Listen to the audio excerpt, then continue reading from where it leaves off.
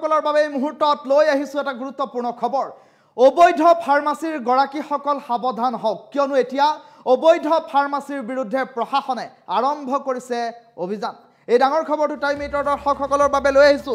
অবৈধ ফাৰ্মাসীৰ বিৰুদ্ধে প্ৰশাসনে আৰম্ভ কৰিছে অভিযান। কঠোৰ হৈ পৰিছে প্ৰশাসন ব্যৱস্থা, কিয়নো শেহতীয়াকৈ ৰাজ্যখনৰ বিভিন্ন প্ৰান্তত এতিয়া কাঠফুলাৰ দৰে গঢ়ি উঠিছে অবৈধ ফাৰ্মাসী। ফাৰ্মাচিষ্ট আৰু নথিপত্ৰ নোহোৱাকৈ চলাই আহিছে এতিয়া বহু ফাৰ্মাসী। 4খনকৈ অবৈধ ফাৰ্মাসী সিল কৰি দিলে প্ৰশাসনে। হাটশিঙিমাৰীৰ বিভিন্ন প্ৰান্তত অবৈধ ফাৰ্মাসীৰ বিৰুদ্ধে জিলা প্ৰশাসনে আৰম্ভ কৰিছে অভিযান।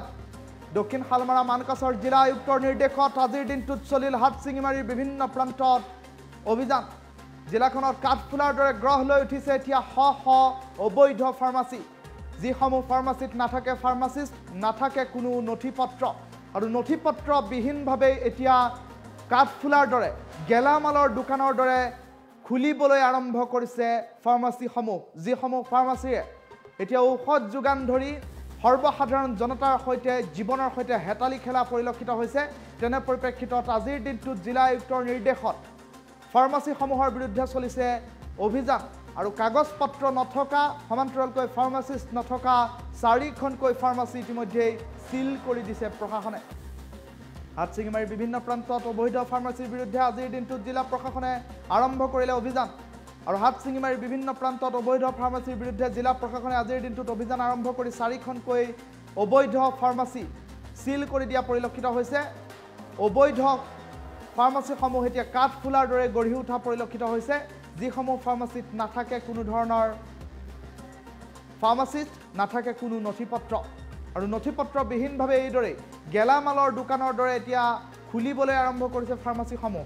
আৰু জীৱনদায়িনী ঔষধ বিতৰণৰ নামত এতিয়া সৰ্বসাধাৰণ জনতাৰ জীৱনৰ সৈতে হেতালি খেলিছে একাংশ অবৈধ ফাৰ্মাসীৰ গৰাকীয়ে।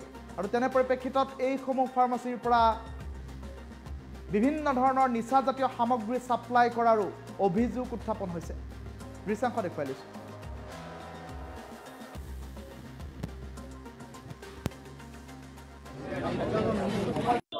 আমাৰ মানে ডিষ্ট্ৰিক্টত এনকৰ্ড মিটিং হৈছিলে। লাষ্ট এনকৰ্ড মিটিঙত ডিচি ছাৰৰ ফালৰ পৰা আমাৰ ডাইৰেকশ্যন আহিছিলে যে ডিষ্ট্ৰিক্টত যিমান ইলিগেল ফাৰ্মাচী চলি আছে উইদাউট প্ৰপাৰ লাইচেঞ্চ, সেইকেইটা গৈ আমি মানে চিল কৰিব লাগে।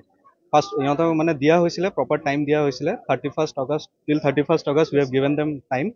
চ' সেই টাইমত যোনবোৰ মানুহে সেইটো লাইচেঞ্চটো এপ্লাই কৰা নাই, ত' আমি তেনেকৈ ৰেণ্ডমলি আহি আমি কেইটামান এৰিয়াত আহিলোঁ, আহি আমি চেক কৰিছোঁ, ভেৰিফিকেশ্যন কৰিছোঁ, যাৰ যাৰ নাই আমি তেনেকুৱা চিল কৰিলোঁ। টোটেল আজি আমি 4টা জেগাত আমি 4টা ফাৰ্মাচী চিল কৰিলোঁ। 2 ইন সোনাপুৰ বাজাৰ এণ্ড 2 ইয়াতে জোৰডাঙ্গাত আমি দুটা।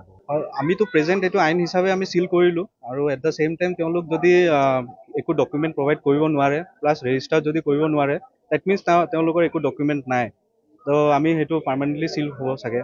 আৰু ইন দ্য ছেইম টাইম মানে যদি প্ৰপাৰ ডকুমেণ্ট থাকে উইদিন 2 to 3 days তেওঁলোক আমাৰ তাতে অফিচত গৈ এপ্লাই কৰিব। আমিও নিজৰ ফালৰ পৰা ট্ৰাই কৰিম, যিমান জল্দি পাৰে মানে আমি দিব চেষ্টা কৰিম, যাতে লাইচেঞ্চটো যাতে জল্দি দিব। আমি সেইটো ক্ষেত্ৰত কি কৰিছোঁ, আমি ওচৰৰ পাছৰে যিমান দোকান আছিলে তেওঁলোকৰ থ্ৰু দি আমি ফোন কৰিছিলোঁ। ফোন মষ্ট অফ দ্য কেচেছত ফোন ৰিচিভ কৰা নাছিলে, আৰু ফোন ৰিচিভ নকৰাকেইটাকো আমি কৈছোঁ, ছাইডৰ যিমান এডজইণ্ট দোকান আছিলে তেওঁলোকক কৈছোঁ যাতে আমাৰ মেছেজটো দিয়ে তেওঁলোকক উইদিন 2-3 days যাতে অফিচত যায়। নহ'লে নেক্সট টাইম আমি যেতিয়া আহিম ডেট মিনছ সিহঁতে ইলিগেলি ৰান কৰি আছে, এট ডেট মুমেণ্ট আমি ডাইৰেক্ট চিল কৰিম মানে, আৰু তেওঁলোকৰ পৰা মানে আমি একো জাষ্টিফিকেশ্যন নলওঁ। সেইটো আমাৰ চলি থাকিব যেতিয়ালৈকে আমি ইলিগেল এনেকুৱা ফাৰ্মাচীবোৰ আমি বন্ধ কৰিব নোৱাৰোঁ মানে। আকৌ ক'বচোন, পাৰ্ডন আৰু এবাৰ ক'ব কি বুজিলোঁ?